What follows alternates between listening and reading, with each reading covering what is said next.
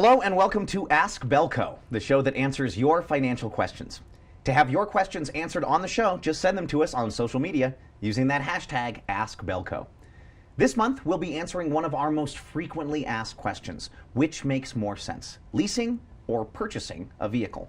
And here to answer that question is Dan Schmitz, Bellco's Associate Director and Auto Loan Portfolio Manager. Dan, thank you for coming on the show. Thank you for having me. You heard the question. Should be pretty simple, right? Auto buy, auto lease. Which one's the right decision? Sure. Well, it really depends on the individual. So a lot of people like to have that new vehicle every 2 to 3 years. It's going to make more sense for them to lease, because obviously with today's economy and the dropping values of vehicles, you don't want to have a lot of negative equity if you're trading every 2 to 3 years. Whereas if you're somebody that wants to own that vehicle and you know you're going to drive it into the ground, then of course you're going to buy it. The pros to buying obviously are going to be the equity in the vehicle. You're going to have it paid off within a set period of time. You can do whatever you want to the vehicle. Right. And then you can obviously have unlimited mileage. Right. So those sound like some great pros, and let's talk about some of those for a bit. For example, you said you can drive it as much as you want. Right. How is that not the case with a lease? Yeah, with leasing, you're usually limited anywhere. Most standard is going to be 12,000 miles per year.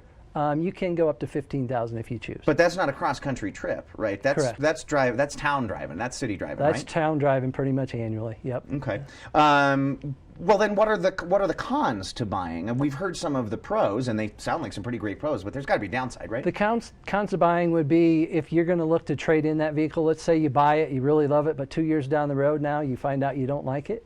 You're going to be stuck with a lot of negative equity when you go to the dealership. So can we talk a little bit about that term, negative equity? What do we mean there? Sure. So negative equity is basically when you go to a dealership, they're going to tell you a price that they'll give you for the vehicle. Right. So for example, $5,000. Okay.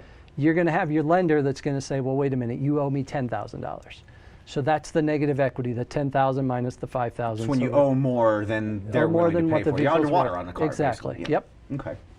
So then leasing has to have some pros, or people wouldn't do it. What are the pros to leasing a vehicle? So the pros are you're generally going to be you'll have a lower payment. Well, that's nice. Nicer vehicle. Again, you got the warranty already included in, so you don't have to worry about it breaking down. That's huge, really. That's huge. Parts under warranty is, yeah. Exactly. So those will be the three main things. Those all sound awesome. So I feel like I should lease. Why would I not lease? What are the downsides there? Well, the downsides to leasing, again, is the mileage. So if you're somebody that has that last-minute trip and you got to go to Florida, for example, you might not want to do it in your lease vehicle. Yeah. You can't make any upgrades to your vehicle. So if you want to tint your windows, that's right. I wanted those flashing LEDs under the car that they're gonna flash along to the rhythm of the sound system. Right. I can't do that in a lease not vehicle? at this time. You can't. Oh, not at maybe in the future. All right. So we talked about with a lease there being lower monthly payments. Mm-hmm. What determines that? What are the factors that go into a lower payment? So there's three things that impact a lease payment. The first one's going to be your cap cost. The cap cost, similar to a purchase price of a vehicle. So you can still go into a dealership and negotiate. Oh, I was going to say, is the cap cost, was that like an MSRP? Yeah. So it's an MSRP, but it also takes into consideration your down payment, and then if you have any trade equity that you want to put in. But you said you can talk that MSRP down. You call it a cap cost, is that right? Yep. Yeah, and you can talk that down. Really? Correct. Yep. I didn't realize that you could go in and haggle on the base price. Yes. Nope. You can negotiate price. That's convenient. Yeah. Nowadays we hear a lot about the gig economy, right? The idea of people who, for example, do rideshare with a company like Lyft or Uber. Somebody like that, buying or leasing, if you're going to use your car for work, what's the better option, or is there a better option there? Or? Well, if you're going to be doing like the Lyft and Uber stuff, my recommendation would probably be to buy. The mileage is going to kill you on the back end. Yep, mm-hmm. And then the depreciation of the value. So, yeah, you want to get ownership of that vehicle if you're going to be a Lyft or Uber driver. Now, what if I'm just doing some Lyft or Uber just like on the weekends, make a little, weekend cash. Right. And I can drive people around in a nicer car. Sure. Maybe would leasing be smarter there, or? Well, in terms of having that nicer vehicle, cheaper monthly payment. But again, it's going to depend on your situation in terms of the number of miles that you drive, other than through that weekend. Seems like it kind of keeps it's give coming back and to that pinch take. point. Yep. We talked a little bit about Bellco and auto leasing. Is that something that Bellco does? Can I walk into a Bellco and do a lease through them? Yeah, so we offer leases there. Now, we don't close at a branch for leases, so it's a little different program. So what we want you to do is come into a Bellco branch. We'll get you pre-approved for the vehicle. Then you'll take that to a dealership that offers leases, and then you can sign and drive right there at the dealership. I love the idea of sign and drive, but let's back up just a quick second and talk about pre-approved.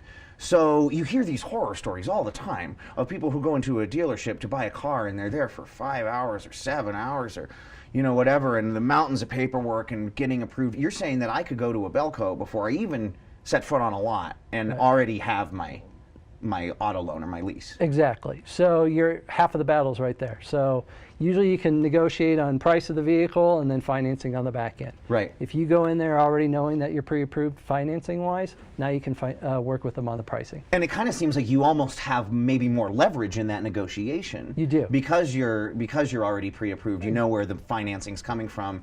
You don't have to kind of fight that battle as well. Agree 110%, because you know what your rate is going to be with Bellco, so you should know what your payment's going to be based on that rate and the purchase price of the vehicle. That I feel like that's huge, and that more people should know about that, right? That this is a step you can take that'll really streamline the process. Now, we talked about what goes into monthly payments for a lease. Before we wrap up today, I know that there are. I know that, like, if I'm buying a car, I can maybe pay less monthly if I make a larger down payment. But what other factors are going into my auto loan, like monthly payment?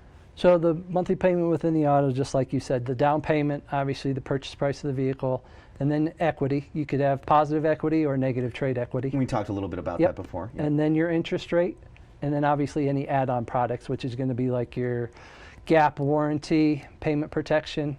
And then obviously those are like through dealership. Once the auto warranty has expired, they'll take care of the vehicle and add-ons like that. Or if you're buying a used vehicle, you would just be buying a brand new warranty. Oh yeah, I guess that makes sense. Yep. Yeah.